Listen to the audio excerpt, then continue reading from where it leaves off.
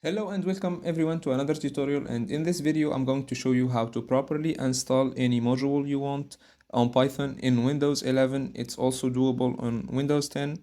This is the correct way and this is the right way to install any module you want, any library you want. So first we will start by searching for a module. So I will go to Google, then click, for example, if I want to connect using SSH with Python code, so I can write SSH Python module, and a website would come out, a website called Pipey will come out, which is the website that has all the Python libraries that you can install.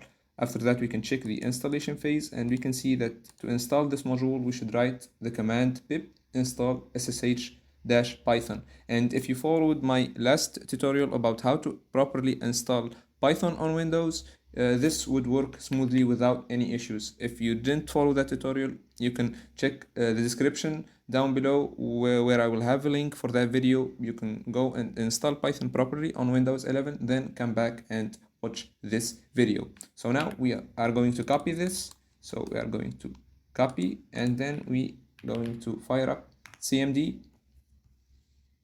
After that, we paste it. We right click using our mouse, or we click Ctrl V. After that, we hit the enter button and we wait. The installation will start,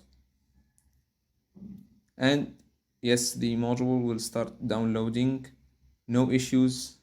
And now after the installation is finished, I can start writing code using that module. You can do that for any module you want, for any module you see. Sometimes you want to use Pillow to edit images, maybe. You just write Pillow. This is the library. So Pillow is an image editing library in Python. And we can check. This is the code, how to install. So we copy this. We head over to Python and we run it as I told you and I showed you earlier. It's as simple as that. If you have any questions, leave them in the comments down below. Thank you for watching the tutorial and see you in another one.